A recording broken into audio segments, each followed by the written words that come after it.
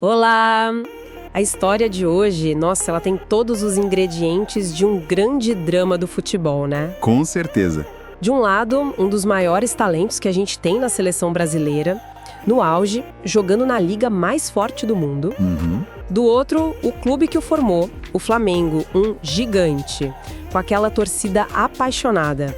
E aí, no meio disso tudo, uma reviravolta. Exato. O Lucas Paquetá, que parecia, assim, intocável no West Ham, de repente tem um preço e tem uma data para sair. As fontes que a gente recebeu pintam um quadro fascinante dessa tensão toda. E a nossa missão aqui é entender as engrenagens por trás disso. Por que o clube inglês mudou de ideia? E talvez mais importante, o que isso revela sobre o desejo do próprio jogador. É uma dinâmica super complexa, porque a gente tá falando de, duas moedas diferentes no jogo. Como assim? De um lado, o West Ham negocia em euros, em libras. É uma transação de ativos, sabe? Uma planilha fria buscando o máximo de lucro. Sim. Do outro lado, o Paquetá parece negociar em outra moeda. A da emoção, do pertencimento, de voltar para casa. A grande questão para 2026 é: qual dessas moedas vai valer mais no final? Boa. E para entender isso, a gente tem que começar pela origem de tudo, né? A decisão do West Ham. Certo, vamos puxar esse primeiro fio, então. A notícia principal é essa: o West Ham, que antes batia o pé, se recusava a sequer conversar sobre vender o Paquetá, agora sinaliza que, a partir de janeiro de 2026, ele está no mercado. O que acionou esse gatilho? Geralmente uma mudança dessas envolve, crise financeira, lesão. Algo grande, né? Exato, mas as fontes apontam para algo muito mais pessoal. Pois é. E é aí que a história ganha uns contornos, surpreendentes. A informação vem de alguém com acesso aos bastidores, o ex-olheiro Mick Brown. E a razão tem nome e sobrenome: Nuno Espírito Santo. O técnico atual do West Ham. Ele mesmo. A frase da fonte é curta e direta. O treinador não se impressionou com as qualidades de Lucas Paquetá. Simples assim. Peraí, vamos parar aqui. Só o técnico? Aparentemente sim. Quer dizer que um clube do tamanho do West Ham, que opera com centenas de milhões de euros, está baseando uma decisão estratégica sobre um dos seus ativos mais valiosos na opinião pessoal de um único homem? Um homem que, no mundo do futebol, pode nem estar lá em 2026. Exatamente. Isso não soa como uma aposta extremamente arriscada? É um risco gigantesco. E isso diz muito sobre o poder que os técnicos, especialmente na Premier League, acumulam. Eles não são só treinadores, são managers, gerentes, sabe? Entendi. A influência deles na montagem do elenco é imensa. A venda do Paquetá não parece ser uma estratégia de longo prazo do clube, mas sim uma consequência direta do projeto de curto prazo do Nuno Espírito Santo. Ele tem um modelo de jogo na cabeça. E o Paquetá não se encaixa? Aparentemente não. É uma visão tática que se sobrepõe à visão de mercado do clube. O que torna tudo incrivelmente frágil. Se amanhã o time perde 3 jogos e o técnico é demitido, toda essa ideia de vender o Paquetá pode ir por água abaixo. Pode, teoricamente. Mas uma vez que um clube sinaliza para o mercado que um jogador está disponível, é muito difícil colocar o gênio de volta na garrafa, entende? A percepção de valor do jogador internamente já mudou. E aí que entra a segunda parte da estratégia do West Ham, que é quase um paradoxo. Eles não o querem mais por uma questão técnica, mas... Isso não significa que vão fazer uma liquidação. De jeito nenhum. A fonte é bem clara nisso. Estar à venda não é o mesmo que estar em promoção. O texto diz que o West Ham não irá facilitar as negociações e que quer receber uma quantia elevada. Então a mensagem é: não o vemos como essencial, mas sabemos o valor que ele tem no mercado e vamos cobrar cada centavo. E essa quantia elevada é o ponto nevrálgico, o ponto central, especialmente quando o interessado é um clube brasileiro. Claro. A gente precisa colocar em perspectiva a diferença de realidade financeira. O que o West Ham considera um preço justo, algo na casa de, muitas dezenas de milhões de euros... Pode ser uma fatia gigante do orçamento anual inteiro de um clube como o Flamengo. Exatamente. Mesmo com toda a saúde financeira do Flamengo, é uma engenharia, um risco enorme. O West Ham está jogando um pôquer global, enquanto o Flamengo joga com as regras do mercado sul-americano. Então, o cenário pelo lado do clube é esse. Uma porta se abre por um motivo subjetivo, a opinião de um técnico, mas essa porta é guardada por um muro financeiro altíssimo. Perfeito. Isso nos leva naturalmente para o outro lado da equação. Enquanto o West Ham faz contas em Londres, o que se passa na cabeça e no coração do Lucas Paquetá? E essa é a parte em que a história sai da planilha e ganha alma, sabe? Sim. Uma entrevista recente dele pro GE, que as fontes citam, é de uma sinceridade rara no futebol de hoje. Ele não dá a resposta padrão. Ele confirma com todas as letras que já houve conversas concretas para um retorno. Não uma, mas 2 vezes nos últimos anos. Isso já muda o patamar da conversa, né? Não é mais um sonho distante da torcida. Teve substância. E teve um interlocutor de peso. Paquetá revela que uma dessas conversas foi com Felipe Luiz. Nossa! Uma figura icônica do clube que estava naquela transição para a carreira de treinador.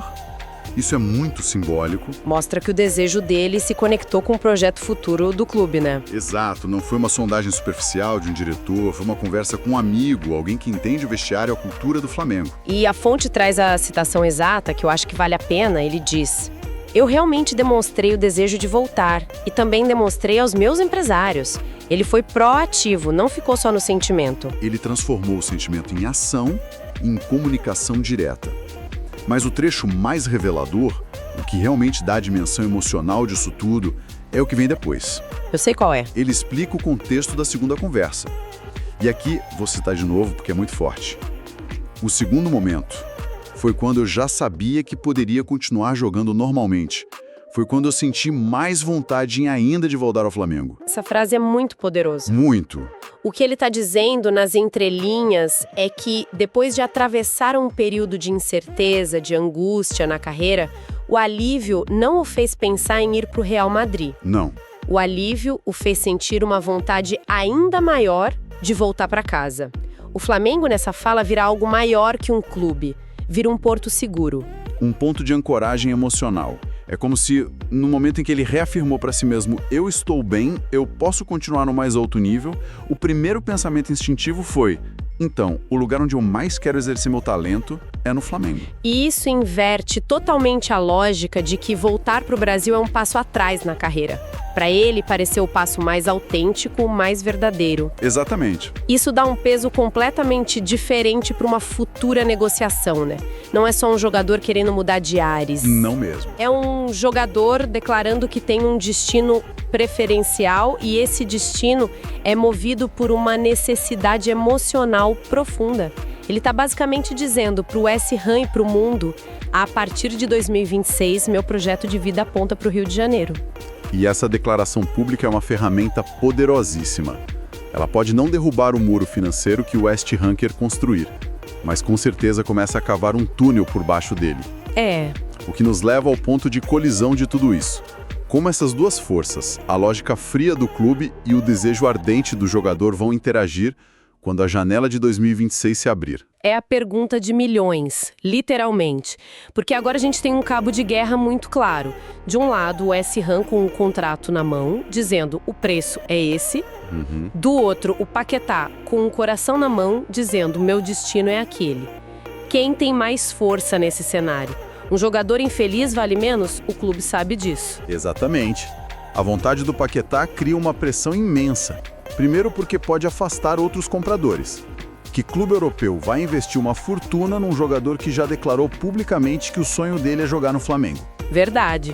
Isso limita as opções do West Ham. Pode forçá-los a negociar primariamente com o Flamengo. É uma jogada de xadrez. O Paquetá está, de certa forma, limpando o tabuleiro para deixar só o Flamengo como oponente. Mas, ao mesmo tempo, isso não enfraquece a posição do próprio Flamengo na negociação? Se o West Ham sabe que o Flamengo é o único destino que o jogador aceita, eles podem simplesmente fincar o pé no preço e dizer: se vocês o querem tanto, o preço é esse, não tem plano B. Esse é o fio da navalha. É uma tática de alto risco para os dois lados. O jogador força a negociação, mas se o clube que ele quer não tiver o poderio financeiro para chegar no número, o tiro pode sair pela culatra. Exato. O jogador pode acabar preso, desmotivado, num clube que já não o vê como prioridade. É por isso que o tempo até 2026 é tão crucial. Muita coisa pode mudar. E a própria performance do Paquetá. Se ele continuar jogando no nível que joga, sendo decisivo, talvez o próximo técnico do West Ham chegue e diga: de jeito nenhum vamos vender esse cara, ele é o centro do meu projeto. Perfeitamente colocado. A subjetividade que abriu a porta também pode fechá-la. É um conflito clássico, né? Sim, entre o pragmatismo de um negócio e a paixão de um projeto de vida. O West Ham vê um ativo, Paquetá, por outro lado, está pensando em legado, em felicidade. A negociação de 2026 não será só sobre números, será sobre qual narrativa vai prevalecer. Então, quando a gente junta todas essas peças, o quebra-cabeça que se forma é de uma tensão crescente. Sim. A gente tem a motivação do West Ham, que é surpreendentemente frágil, baseada na opinião de um técnico. Temos a barreira financeira, que é objetiva e altíssima. E temos a carta que o Paquetá botou na mesa, sua vontade explícita e emocional de voltar. E essa sobreposição de fatores nos leva a uma reflexão final, a uma questão que fica no ar, sabe? Qual? O futebol é um ambiente de uma imprevisibilidade brutal. A opinião de um técnico, que é o gatilho para tudo isso, pode mudar em 6 meses. O próprio técnico pode não estar mais lá em 2026. A janela de tempo é uma eternidade. Certo. Então, considerando que a premissa da venda é volátil e que o desejo do jogador é a força mais constante nessa equação, a grande questão que fica é: o que vai se provar mais forte no mercado do futebol moderno? Exato. A avaliação pragmática e muitas vezes passageira de um clube sobre um de seus ativos. Ou a força da vontade publicamente declarada de um jogador de elite que, no auge, decide que o lugar onde ele mais quer estar é em casa. Isso. Será que a paixão ainda consegue dobrar a lógica fria do mercado mais rico do mundo? Em 2026, talvez a gente tenha a resposta.